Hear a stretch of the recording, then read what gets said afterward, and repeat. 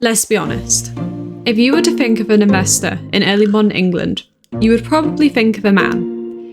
Perhaps he'd be sat in a wig, at his desk, at his country estate, but you wouldn't think of a woman. So it might shock you to learn that by the turn of the 18th century, 20% of public investors were women, and that by the mid 18th century, a quarter of investors in companies were female.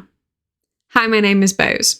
I have an MA in Early Modern English History, and on this channel we talk about the history you don't learn about in school. Today we're going to talk about the shocking history of female investors, specifically in early modern England.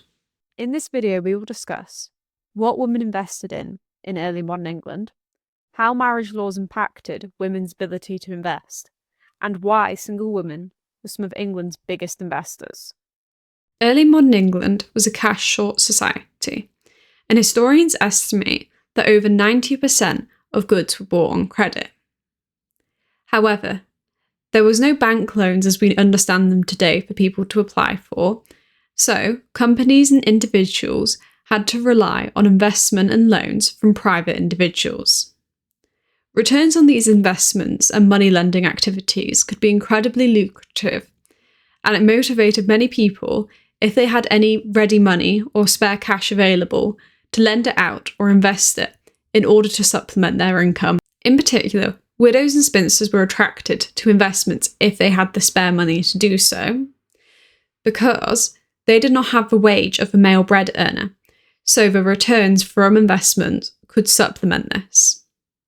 This is especially true since at this time there was very few formal occupations for women, which did not require leaving young children behind at home, or being very physical work, which older women or women with a disability would not have been able to perform, but also women from a higher social status could not be seen to be engaging in physical labour and not lose their social position. So for these reasons, investing money could be incredibly attractive informal occupation for many women. So what did women invest in early modern England?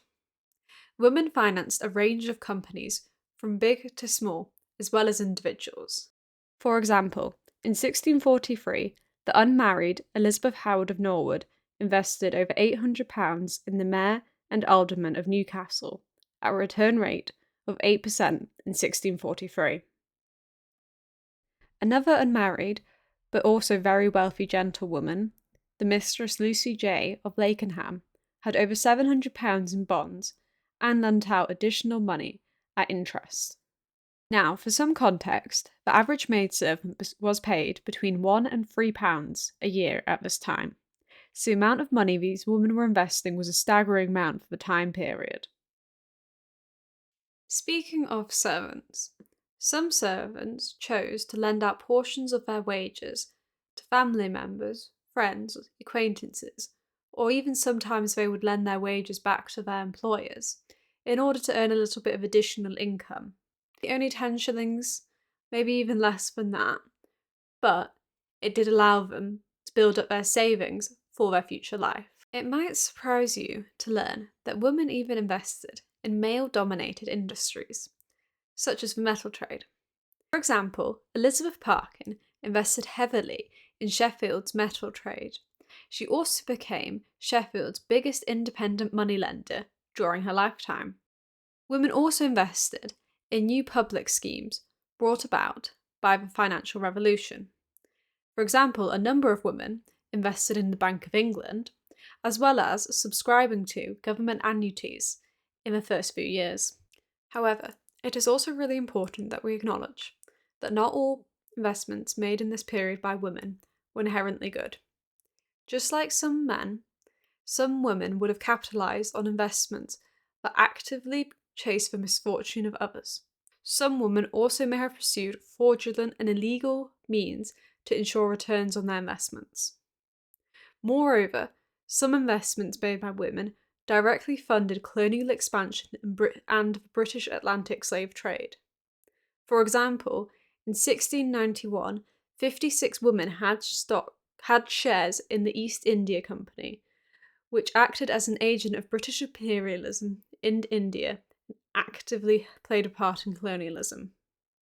That is not to say all investments made by women supported these horrific companies, but it is also important to remember the role of finances, regardless of their gender, in the expansion and the funding of these organisations. As we've just discussed, women invested in a large range of businesses and private individuals. So now we're going to look at some of the constraints and freedoms that women had when investing legally. Particularly, we're going to look at single women as investors in early modern England. So you might have noticed earlier that I said that investing was particularly attractive for single women, and that wasn't by accident.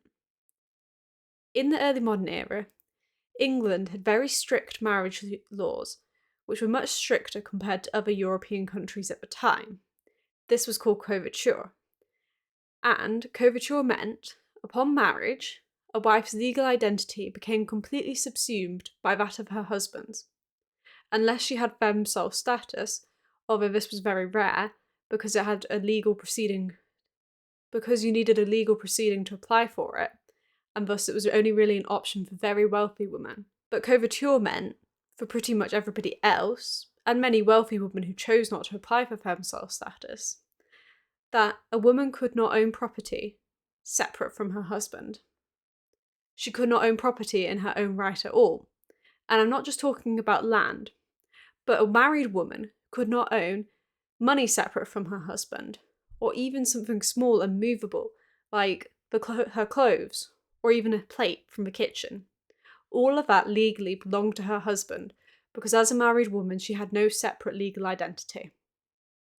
And while practically, day to day, many women found ways around this, coverture did mean that if a woman made investments, they would not be made in her own name, but rather in the name of her husband, obscuring her from historical record.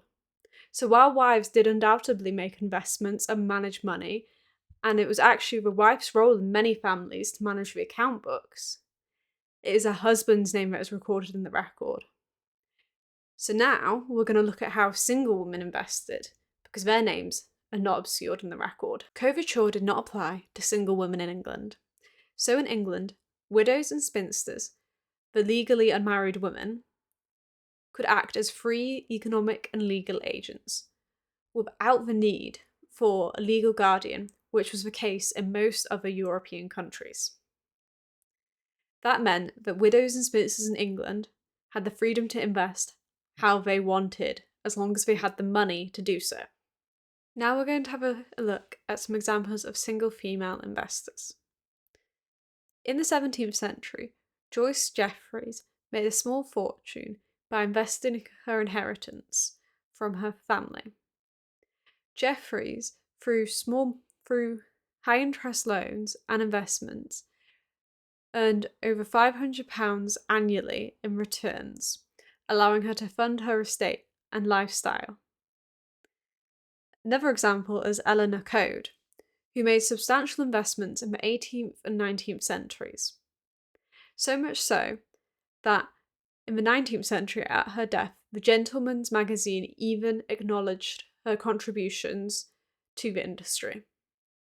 At 34, Coade was listed as a merchant in London, with stock insured for £750. At 36, Coade's father died, bankrupt. That same year, Coade bought an artificial stone factory. This factory did so well that it would become known in the Regency era as the best firm for architectural detail. Coade also took these profits from the factory and invested it in property, houses, more investments, and another stone factory. Overall, female investors made important contributions to the expansion of the English economy, which was both good and bad for reasons that we've discussed in the early modern era. If you found today's video good, make sure you check out the rest of the videos on my channel. And come back next Sunday for another really interesting, really random aspect of history. That's all for now. Thanks for watching. Bye!